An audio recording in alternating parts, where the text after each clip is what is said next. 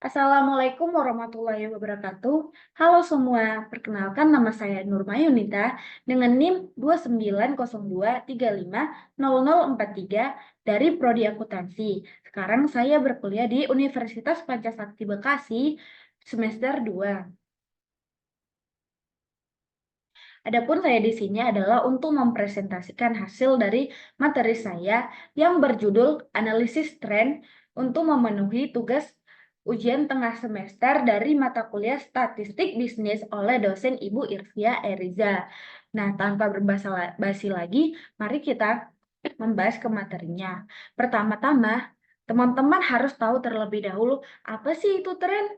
Nah, umumnya tren adalah rangkaian rekam jejak harga dalam bentuk grafik dengan kecondongan untuk mengarah ke atas atau uptrend dan ke bawah atau downtrend.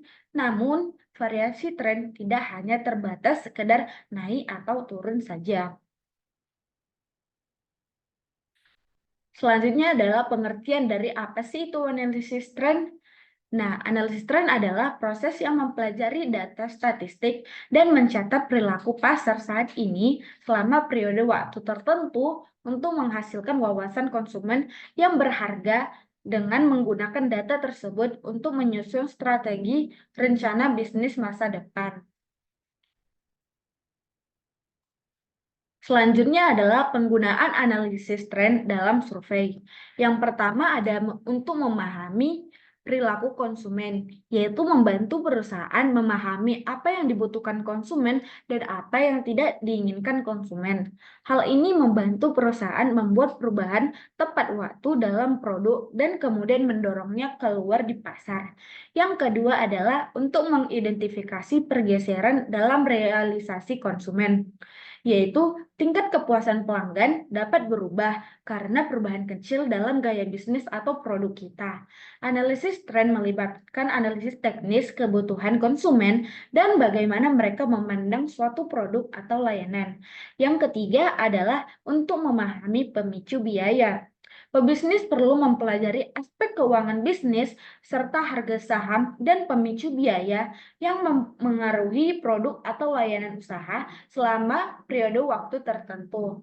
Bisnis perlu berinovasi dan menghasilkan produk terbaik dengan harga lebih rendah daripada pesaing mereka untuk menarik konsumen.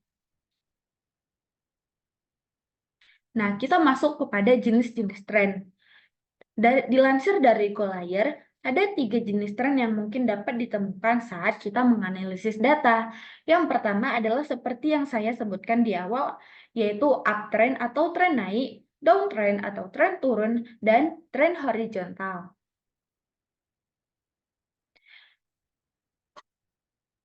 Sekarang kita akan membahas metode. Tentu untuk menggunakan analisis tren kita memerlukan metode, dan metode yang umum digunakan ada 3. Yang pertama adalah metode temporal, yaitu jenis metodologi ini digunakan untuk menganalisis pola dan tren suatu kelompok data atau objek studi yang relevan dalam kelompok waktu tertentu, serta perubahannya dalam periode tersebut. Yang kedua adalah metode geografis, yaitu metode analisis tren geografis ini dapat menjadi sarana untuk mengidentifikasi persamaan dan perbedaan antara kelompok pengguna yang berasal dari geografis yang sama ataupun yang berbeda. Tetapi tujuan utama dari metode geografis adalah analisis tren pasar yang berkembang dalam kelompok pengguna yang diidentifikasi berdasarkan lokasi geografis mereka. Nah, yang ketiga adalah metode intuitif. Metode intuitif adalah jenis analisis tren yang diterapkan untuk menganalisis tren dalam kelompok pengguna berdasarkan penjelasan logis, pola perilaku, atau elemen lain yang dirasakan oleh seorang futuris.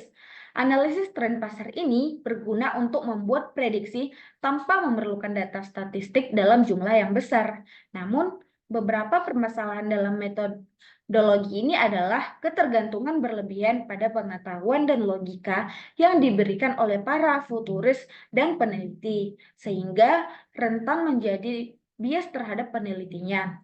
Metode intuitif adalah jenis analisis tren yang paling sulit dan mungkin tidak begitu tepat. Berarti metode ini adalah metode yang paling jarang digunakan karena hasilnya itu tidak terlalu tepat ya teman-teman, atau tidak menjamin. Selanjutnya adalah keuntungan menganalisis tren dalam data survei. Yang pertama adalah pembangunan strategi.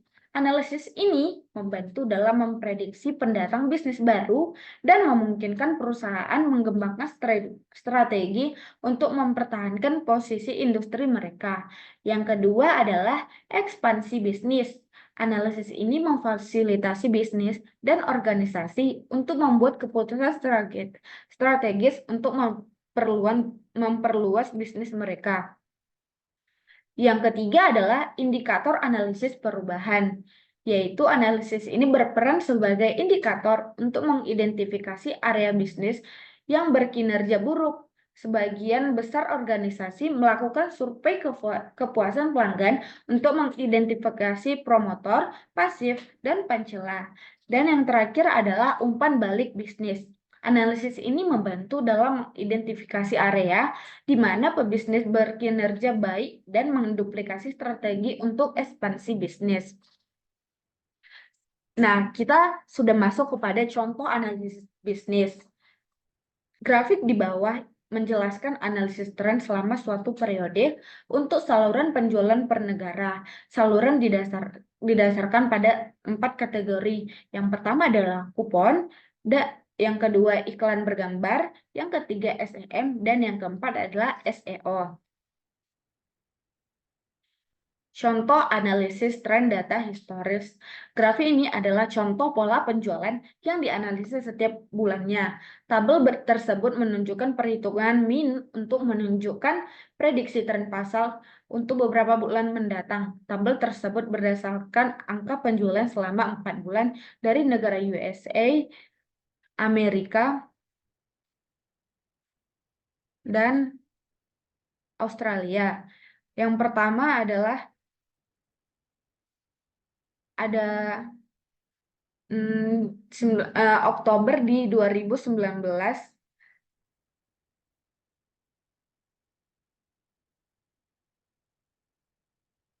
ada 24, yang kedua adalah 89, dan yang ketiga adalah 37.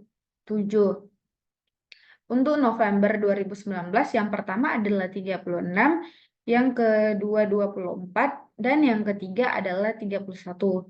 Untuk Desember 2019 yang pertama ada 12, yang kedua ada memasuki angka 37, dan yang ketiga adalah 56. Dan untuk Januari 2020 adalah 38, yang kedua ada 63, dan yang ketiga adalah 44. Nah, untuk grafiknya sendiri adalah begini. Teman-teman bisa melihat di sini ya bentuk grafiknya.